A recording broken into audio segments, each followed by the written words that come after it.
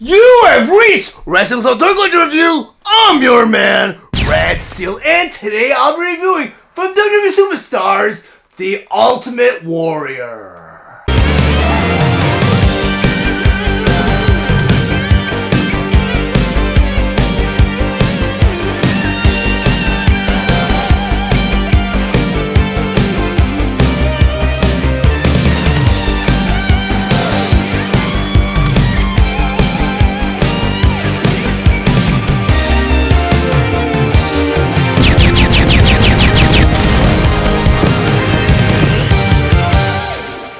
WWE Superstars Ultimate Warrior. But before I get to the actual review, I want to go over some of the old school details on this packaging. Up front here's typical illustration showing you the figure and its poster inside. In the top corner here you have the WWE emblem. Next to it says World Wrestling Entertainment. The other corner here says ages 6 and up. And across the top here it says WWE Superstars. Down here you have the Ultimate Warrior. Below that you have the LJN logo. And over here the Mattel emblem. Then across the bottom here it says Ultimate Warrior poster inside. Then on the back of the packaging here, on the top corner you have the WWE emblem. Next to it you have a holographic sticker that says Official Licensed Product. Below that you have the WWE Superstars logo. Down here it says you can collect them all.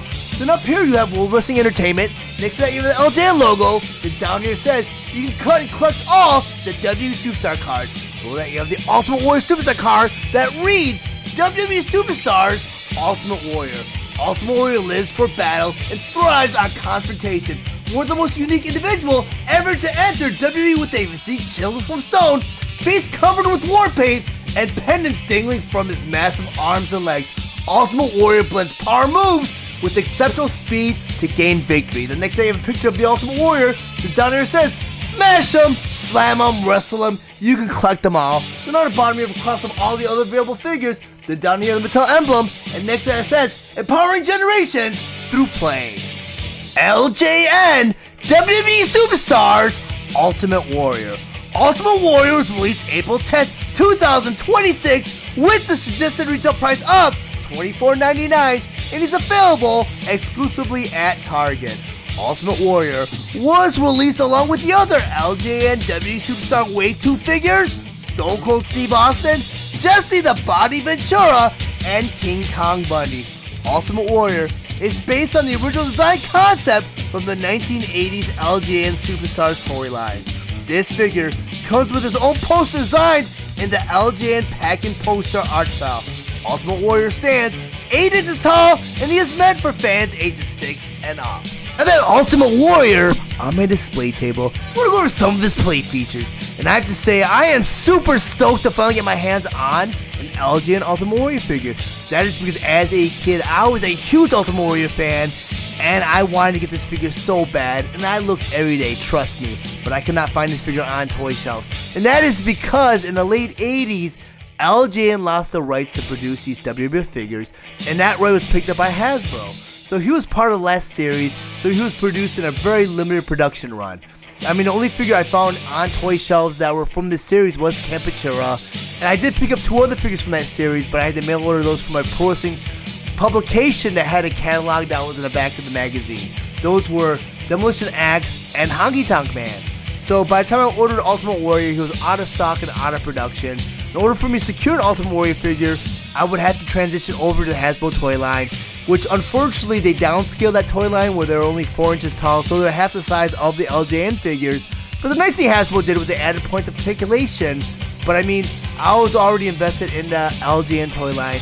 I had a lot of the rubber big figures from the first couple of series. So I mean, there was no way I was going to transition my whole collection over to a smaller toy line that was more of an action figure toy line where I had to reinvest in all my figures. And there were some figures that were in the original LJN toy line that are not being produced for the Hasbro toy line. So I completely bypassed that whole Hasbro toy line. I did get back into collecting wrestling figures when Jakks Pacific picked up the toy line or the rights to produce WWE figures. But what they did was they blended best of both worlds. They took the big rubberiness of the LJN figures, combined them with the articulation of the Hasbro figures, and came out with a bone crunching sound where you had points of articulation. You had the big rubbery figures where if you bent them at the joints you could hear the clicking from the bones. So it was pretty cool.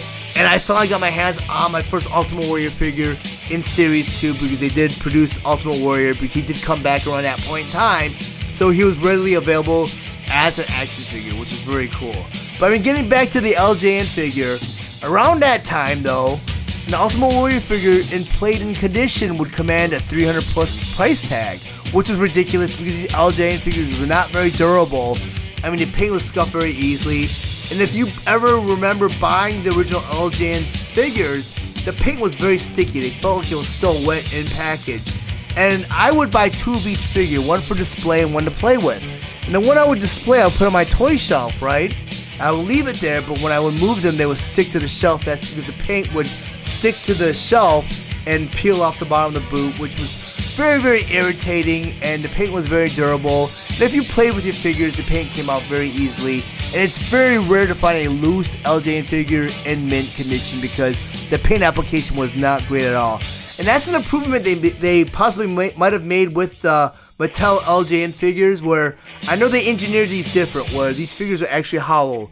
They're not one solid rubber piece. It's like a rubbery plastic, but not completely a rubber. It looks more durable than the actual rubber. And I know the rubber has an issue where there's a fungus that can infect the rubber mold, where it causes gray patches in the mold. Where I had a Randy Savage figure where I had this weird gray circle that was growing in his back. I come to find out it was a fungus that infected the rubber in the mold. You won't have that issue here because I have seen a Stone Cold Steve Austin figure disassembled. It's hollowed out and it was molded out of 2 pieces where there's bottom portion, top portion, and they put it together. This figure looks like it may be molded from one piece because I don't see that little break there. It might possibly be there, just they have it really well blended together. But I think it still might be 2 pieces from what I can see. There's this little break in the mold right there. But I mean, with the engineering, they improved it. It's not as heavy or bulky as the rubber figures. There is some weight to it, but I think it's from just the sheer size. And there's enough rubbery plastic in there to give it that girth. So it still has that LJN feel from the 80s. But nonetheless, this figure didn't really age that well because, I mean, between the LJN toy line up until the Mattel toy line, they've come out with a lot of versions of Ultimate Warrior that are very definitive, that are very realistic and very loyal to the actual Ultimate Warrior. I mean, he looks like the Ultimate Warrior, where they take facial scans. I mean, here you had a sculptor sculpt a clay model and just build a mold. With action figure toy lines nowadays, they use scans where they could just digitally print out a figure on a mold. It's fantastic what technology has done to these action figures.